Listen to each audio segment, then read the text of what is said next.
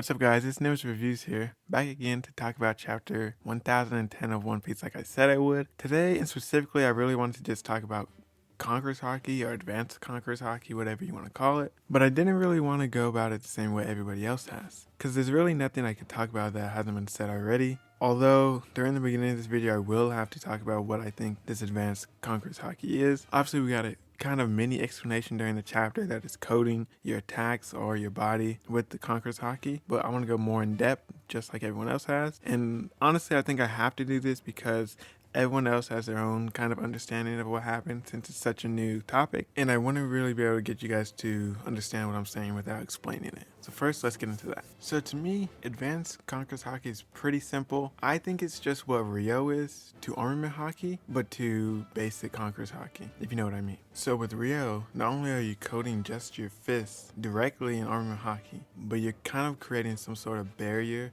like a perimeter around whatever you're coding. So if you do it around your fist, you can say like a few inches outwards, you have it coded with Rio or Armament Haki. It's just invisible. Just like Riley said, it can be used as an invisible shield. So in the same way that you create a bubble around your hand with Armament Haki, I think you're kind of creating a bubble around whatever you're using, your fist, your sword, your club, with Conquerors Haki. Honestly, I think it goes a little bit deeper because like the old, what's his name? Old Man Yo was saying to Luffy, there's a point beyond where you can damage the insides, where you can break it internally, and I think that's what Advanced Conquerors is. It's not just creating the bubble, it's pushing it forward into your enemies, conquering their will essentially. That's how I want to look at it. I know it's not completely similar because the basic form of Conquerors Haki isn't coding something like a part of your body with it, and Armament is, but I think it is similar because with Conquerors Haki you're kind of just exuding your pressure. But in this case, you're coating something with it, like externally and like directly. So your fist is directly coated with it, but there's also kind of like a bubble around it where you can pierce your enemy's defenses, in Kaido's case, his scales and whatnot. Also, I think they coat themselves specifically, like their whole body, to get a better defense. At least that's what it makes Kaido's making it seem like, because if it's just his scales, I feel like people would have been able to hurt him. But so I think it's his Conquerors Haki that's really protecting him. This would also make sense because the moment Kaido realized Zoro had Conquerors Haki is when he damaged him with an attack that would leave a scar. And we can assume that Oden did the same thing as well. He used his Conquerors Haki to coat his weapon, sliced him, and that's the only way he was able to scar Kaido, in the same way Zoro did this chapter. So basically, I think Rio and Advanced Conquerors Haki, or coding Conquerors Haki, whatever you want to call it, are very similar, but Advanced Conquerors Haki is basically a more offensive way of fighting compared to Rio, where you can use it as like a barrier, like a shield. I'm not sure if Advanced Conquerors could do the same thing. I think you can constantly have it around your body as a shield, but I don't know if you can use it as a barrier in the same way you do with Rio. But I definitely think Advanced Conquerors has much more potential and offensive capabilities. Okay, to wrap this section of the video up, I just kind of want to talk about what I think is a visual signifier that somebody is using the coding the coding Conquerors Haki, or the Advanced Conquerors Haki. And to me, I think it's pretty clear that it's the Black Lightning. Not every form of Black Lightning, because I know Oda sometimes uses the Black Lightning on people who don't even have Conquerors Haki, but the Black Lightning that coats an attack, like we've seen with Kaido, Whitebeard, Roger, and now Luffy in this recent chapter. You see the Black Lightning kind of like dripping, oozing off his fist. That's not the right word. I can't really think of a good word to describe it, but it's the same way you saw it off of Whitebeard's spear, or whatever you call that, in Roger's sword, in Kaido's club. And that's a common trend I'm seeing, is a lot of the top tiers use weapons. And I think that has something to do with the ease of unlocking these type of abilities. But I'll talk about that later. I'm not really sure what anyone else thinks, because I've been trying to stay off of YouTube and not really look at anyone else's videos on the chapter yet, because I wanted to get mine out first, or at least record it first before I actually watch people's videos. But to me, that's the clearest signifier, at least visual signifier, that somebody's using it, is their attack being coated with the Black Lightning. Now maybe I'm crazy, but if that's what you guys think, let me know. If not, tell me what you think if there is a signifier yet. Let me know in the comments down below. Okay, now on to the part of the video that I think is a little more left field. And this goes all the way back to a video I made about Zoro specifically, but more swordsmen in general, because I think swordsmen inherently are able to use Ryuo easier than anybody else, because the basic form of Ryuo is basically what Zoro learned just to get better as a swordsman.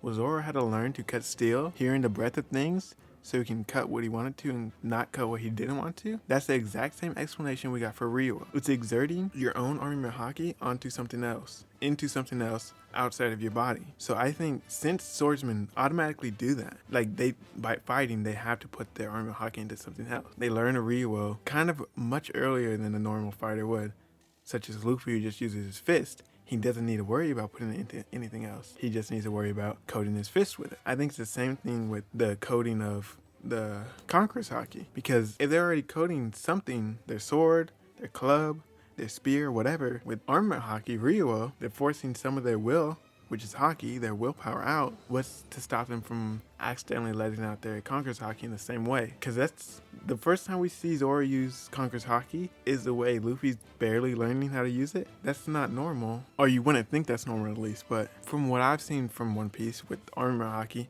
maybe an observation, because he was able to dodge rocks as well during that fight in Alabasta when he learned of the breath of everything and hearing everything. Maybe he was learning observation as well. Maybe that's another thing swordsmen get earlier. And I haven't made this observation to say like swordsmen are inherently better than any other kind of fighter, or people who use weapons are better, but I'm just saying I think they kind of unlock the advanced form of some of the Hakis sooner than a regular fighter would, just in the way basically because of how they learn how to fight. The way they learn how to fight is usually the basic form of advanced Haki, advanced Conquerors Haki, which is coating, advanced Armament Haki, which is essentially coating the outside of your body instead of just your physical body in Armament Haki. That's how they fight normally, so once they are able to do it, they kind of just start unlocking it. Whereas Luffy, he learned Armament and then had to learn Ryuo. Zoro started learning Ryuo and learned Armament at the same time. Not the same time, because he learned Armament during the time skip and learned the basics of Ryuo and Alabasta, but it's the same thing with Conquerors Haki right now. Zoro, his first use of Conquerors Haki was the coding. That's how he cut Kaido. That's a fact. It's not speculation. It's not like me pulling something out of left field. We know this. But Luffy, who's had Conquerors Haki, who's trained it for the past 2 years, who's basically a master at it, is just barely learning this. Basically, I just don't want nobody to think that it's a bad thing that I'm saying this, because honestly, I think it's a good thing for the other fighters like Luffy, probably Garp, maybe Rocks, I'm not sure. Because we know the people who have damaged Kaido, 4 out of 5 of them use a weapon. Whitebeard uses his Bicento spear thingy, Roger uses his sword, Shanks uses his sword, Oden uses 2 swords. And they all can damage Kaido, that's what Kaido said. So we can probably assume they all know how to do this coding, Conquerors Haki. And the other one is Rocks. We don't know what he fought with, so we can't really say. But I think them, as well as Zoro, probably started unlocking these advanced forms a little sooner, but how to learn them and master them at a similar or the same time as a basic form of their ability. Whereas Luffy, he mastered Armament Haki and then learned Ryuo. And Luffy, he mastered Conquerors Haki, at least I think he mastered it, and now he's learning how to coat things with it. So I think by the end of Wano, Luffy's going to be a master at this. He'll be able to do it freely, without question, just every attack, he can code it with Conquerors Haki. Zoro, on the other hand, whose first use of Conquerors was the coding Conquerors, I don't think he'll be able to master it before the arc is over. I think he'll be able to use it, and honestly, if all this isn't the case, I think Enma might have helped a little bit. Not to take away from Zoro, but maybe Enma sucking out the Haki accidentally sucked out his Conqueror's will as well, and kind of put that into the attack. Yeah, I just thought this was an interesting observation I made, and I wanted to kind of like read it more, because my last video that did it, I made it a long time ago. It was a really bad video. It didn't do too well, and I think now that I have this, it's kind of more evidence to the fact that swordsmen maybe unlock Haki in a different way than normal fighters do. But yeah, that's all for this video. I don't know if I'm going to make any more videos on chapter 1010. Probably, since we're on break and we have 2 weeks to wait. I think it's something to do. I've been wanting to make a video on Kaido, like an analytical video on him as a character, but I don't think I can do that yet. I want to wait until we get his flashback. So I'm thinking maybe I can do a video on Kid, Killer, and Big Mom, or do a video on Kaido's power, like his hybrid form, his fruit. But I'm not really sure. We'll see in the future. But yeah, be on the lookout for that. And also, I've been saying this for a long time, but I'm working on an Usopp video. I've just been taking my time with it because I care a lot about Usopp as a character, because he doesn't get the respect he deserves. So I'm thinking within the next 2 months, I'll have that video out. I hope I can have my audio quality real good, because I got my new mic. I'm using it right now, but I need to learn how to edit and all that. So if you have any tips, I've been recording on Audacity and then editing on iMovie, but if you have any tips, let me know in the comments below. Don't forget to like the video, comment, subscribe. I hope to see you in the next one, and that'll be all for me. Later.